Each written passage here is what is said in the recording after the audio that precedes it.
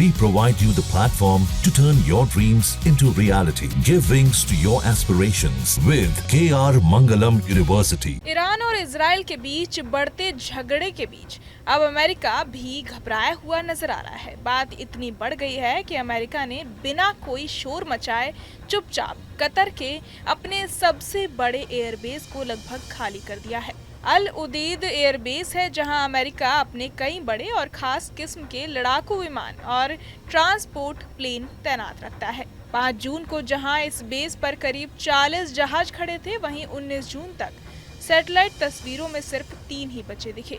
बाकी सारे अमेरिका ने खामोशी से हटा लिए। इनमें C-130 हरक्यूलिस ट्रांसपोर्ट विमान और कई खुफिया जेट भी शामिल थे।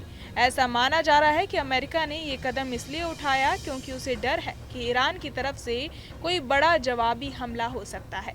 इस डर की वजह से अमेरिकी दूतावास ने भी अलर्ट जारी कर दिया है और बेस में एंट्री सीमित कर दी गई है।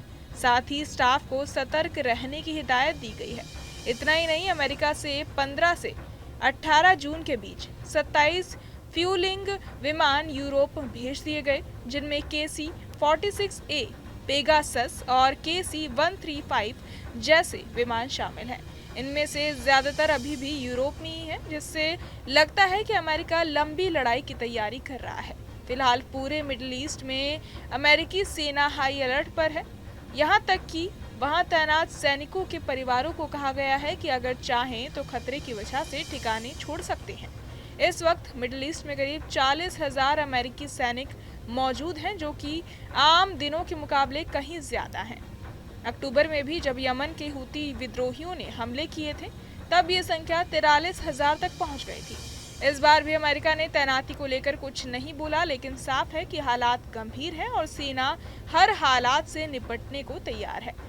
अब सबकी नजर है डोनाल्ड ट्रंप पर, जो जल्द फैसला लेंगे कि अमेरिका इजराइल के साथ मिलकर ईरान के खिलाफ कोई बड़ी सैन्य कार्रवाई करेगा या नहीं। ट्रंप का कहना है कि अभी भी बातचीत की गुंजाइश बाकी है और शायद ईरान को मनाया जा सकता है कि वो अपने परमाणु कार्यक्रम को लेकर झुके।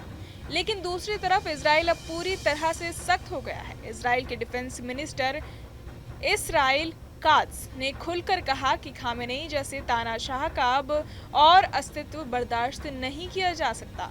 ये बयान उस वक्त आया जब ईरान की एक मिसाइल ने इजराइल के एक अस्पताल को निशाना बनाया और करीब 40 लोग घायल हो गए।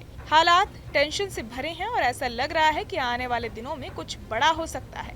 अमेरिका का इस तरह से एयरबेस खाली करना इसी डर की एक बानगी है। बहरहाल इस पूरी खबर को सुनकर आप क्या कुछ सोचते हैं, हमें कमेंट बॉक्स में जरूर बताएं और बाकी तमाम खबरों के लिए सब्सक्राइब करें न्यूज नेशन। जहां भक्ति है हर शब्द में, कथाओं में छुपे हैं दिव्य रहस्य और ज्योतिष देता है जीवन को दिशा। धर्म से जुड़ी हर बातों को जानने के लिए हमारे चैनल स्तुति को सब्सक्राइब करें। चैनल पर जाने के लिए इस लिंक पर क्लिक करें।